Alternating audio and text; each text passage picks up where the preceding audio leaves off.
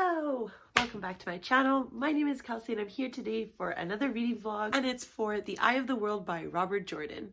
Oh, hi, thanks for checking in. I'm still a piece of garbage. So, like most people, you have probably heard that The Eye of the World is coming out soon. I just realized I have a meeting in 15 minutes. So, the Amazon Prime TV show, I think it's on Amazon Prime, or is that Lord of the Rings? I don't know. This TV show is coming out soon, and I really want to know what is so great about this series. So I decided to pick this up. I am currently reading this with my friend Silvio. He doesn't have a YouTube channel, but I love him anyways, and he's really funny, and I feel like he has a talent for making people laugh, and he should be on the internet. But what is this about? I have zero idea. On the back, all it says is that the wheel of time turns and the ages come and pass. What was, what will be, and what is may yet fall under the shadow. Let the dragon ride again on the winds of time. I read that in my TBR, and I had no idea what it was talking about. Now that I'm about 50 pages in, I have like a general gist of the overarching plot of the series, or at least the world building aspect of it. And I'm really looking forward to it. I'm a bit apprehensive. Let's chat. I'm very apprehensive of like old classic sci-fi and fantasy, okay? The last video I did of this was for Dune by Frank Herbert. And if you watched that vlog, or if you have watched that vlog, I hated that book with such a strong passion because I just didn't feel like it was a good book, and I was constantly reading reviews and videos and discussions on it because I actually really wanted to enjoy it, and I hated it. And the writing was so like, I guess, not of our time, but I mean, I've read Lord of the Rings. Like, the writing I felt wasn't good. The story wasn't interesting. And I think the discussions that people claim Frank Herbert was putting into his book were just not there. Like, so I was just overall confused about the book and its praise, and so that made me really apprehensive and really scared to read The Eye of the World.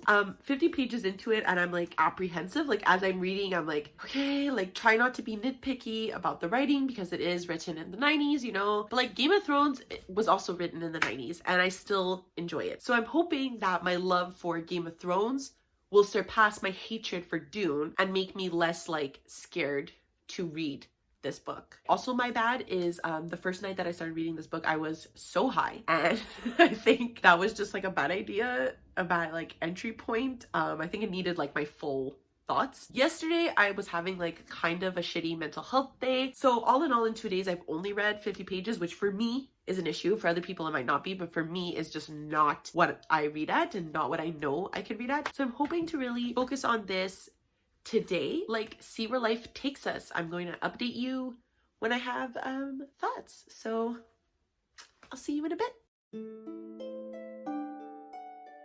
So quick little update. I am at the 150 mark for The Eye of the World by Robert Jordan. I'm 1 day late in the scheduled buddy read, but you know, I made it just in time, read the last 50 pages today. So far, nothing really has well, I mean, something happened. Okay, essentially for the basis of the plot, we are following a group of people who live in this town. They live in a town.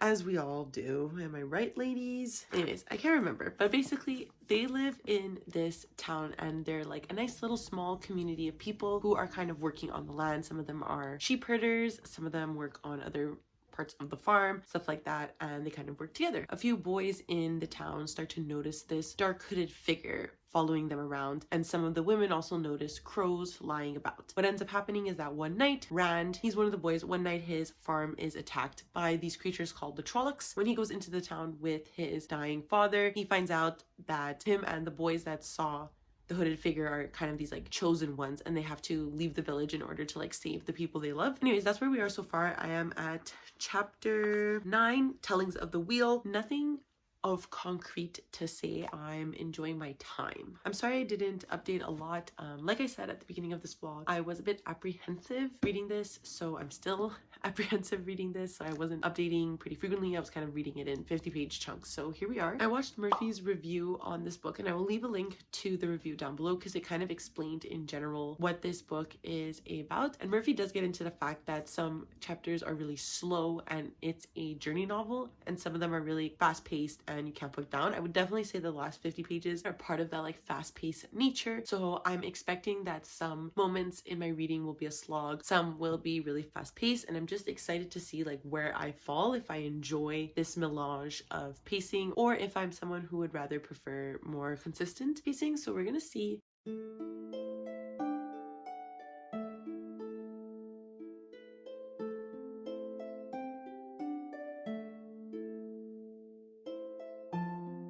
So I haven't updated this vlog in a while, and apologies if you hear the eggs boiling in the background. I'm making lunch right now. Good B-roll footage. Kelsey, remember to put this.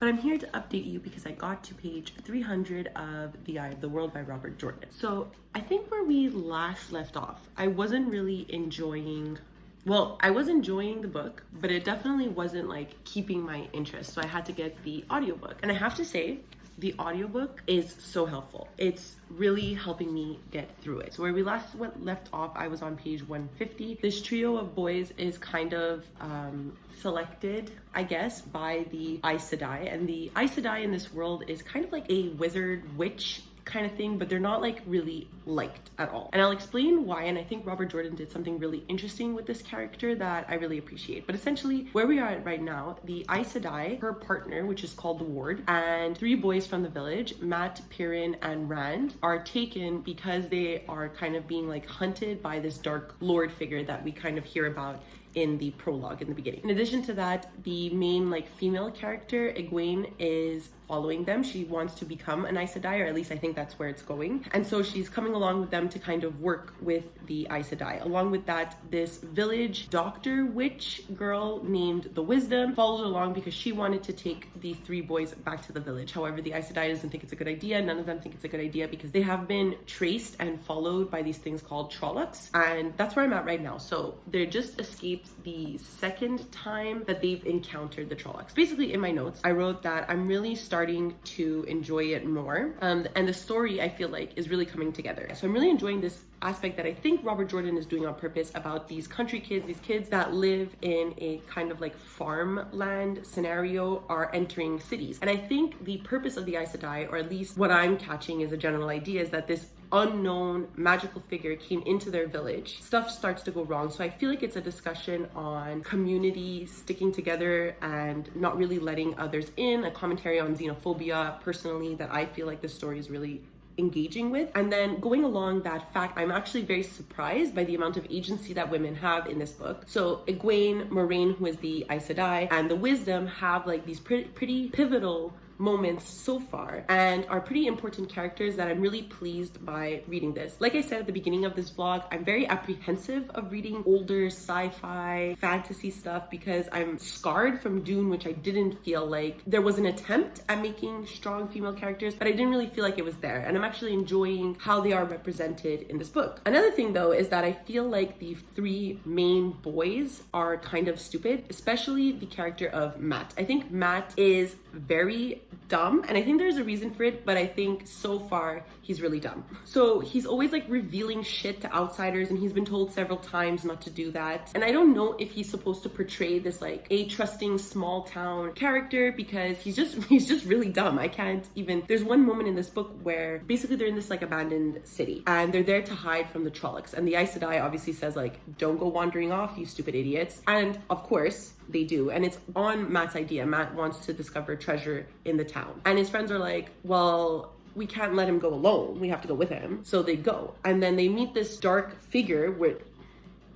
like, they're being chased by dark figures, but they meet this dark figure, and he's like, yo, I found some treasure, buddies, come follow me and help me take it out of this town, and then when you help me take it out of the town, I'll give you some treasure. And Mat's like, sick, bro, I'm down. I have a feeling Mat is the most easily possessed or influenced character. There's a specific scene where they go to war. They kind of have these battle cries come out of their mouths, but they don't really remember saying them, and they don't know why they've said them. And Mat is the one that says, like, in the olden tongue, I guess you could say. So I feel like Mat's spirit, or his vessel, body, whatever, is the most easily influenced by these overarching figures. And so I think that that's the reason why Mat does the stupid things that he does. I think he's gonna be the downfall because he's just the most easily influenced character. Then along those lines, I think Rand and Perrin are okay. Perrin is essentially like a non-existent character. I mean, he's kind of there as a voice of reason, but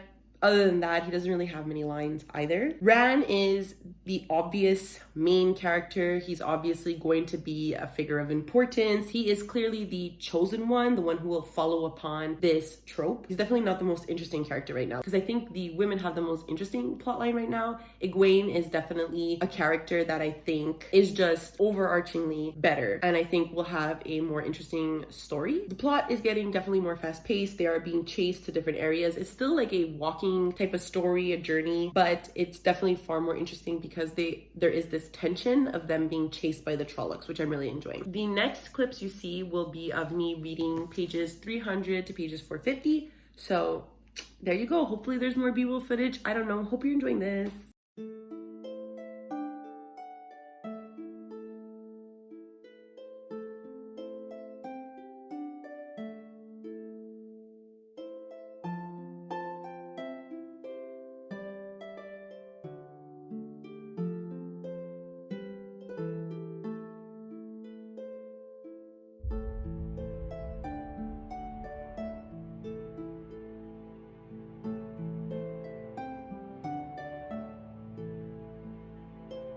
Hello, so I haven't updated this vlog in a while. I've been really bad at it. I'm sorry. I have now officially read till page 600 of The Eye of the World, and I have about 150 pages left until I'm done, so I figured I would update here. Nothing much has happened. This is definitely, like, I would say, traveling book, a walking book. And I have to say, I have to be clear, I think I've mentioned this in this vlog, if I wasn't reading this as an audiobook, I don't think I would be enjoying it as much as I am. The audiobook is really well done for this book, I think, and it's really keeping me engaged. I have a lot of tabs, a lot of notes in the book, so I'm definitely happy I decided to choose that way to read it, while listening and reading together. This book is a lot of an opening of a world, because the three boys in the book who left with the Aes Sedai from their small town that's really in the west of this world, they moved to the east to the big cities, and it's really taking the reader along with this opening of the world and making it really massive and expansive and enveloping you in the story of these boys, which I really appreciate. I think Robert Jordan has excellent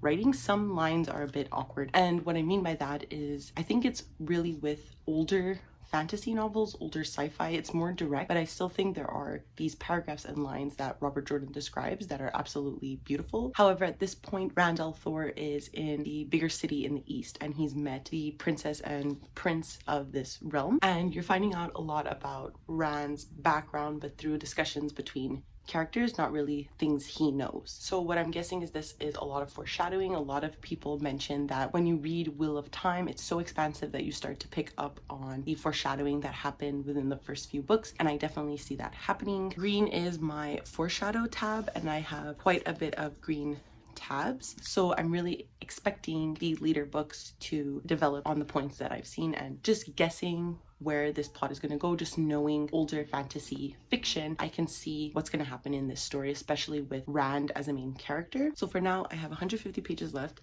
I'm really at the end. I'm expecting a lot of things to develop in the last 150 pages, a lot of things to close and open. So I am really excited to finish this. Like I said, I'm thoroughly enjoying my time with this, and I can't wait to pick up the second one. I will update you probably once I finish the book. Hello, so I'm here to just give you an update that I finished The Eye of the World. Really enjoyed it, as you can see by all these tabs. I'm undecided right now between a 3.5 and a 4. I was so terrified that it would be like other classic books that I've read in the past that I didn't even give the writing a chance to develop. As for the plot itself, I really enjoyed where this story went. Yes, there was a lot of like walking scenes, but I ended up not minding them that much because each village that they visited, there was something interesting that was going on. I think the book's main positive is the writing. I really enjoy it. It's very similar to George R.R. Martin rather than other classic authors that I've read in the past. So I don't want to go into too much detail about the ending, but the ending was definitely one of the more interesting aspects of the novel, and I really enjoyed the ending sentence. I thought that that was a super interesting way to kind of catch readers and engage them in continuing the series further. So I think I'm deciding to settle on a 4 stars, even though I did have some problems with the pacing of the book. Overall, I really enjoyed my experience and really enjoyed this story, and I'm super excited to continue. I already ordered the second one in this series. And that's it for this vlog. I hope you enjoyed. If you read the Wheel of Time series, The Eye of the World specifically, let me know down below in the comments what you think. Do you like it? Do you hate it? Let's have a discussion. And then don't forget to like, subscribe, and ring the notification bell. It makes me feel really good. Also, you can follow me on Twitter and Goodreads. It's always linked down below in the description. But that's all I have to say, and I don't know how to end these things, so I guess I will see you next time. Bye!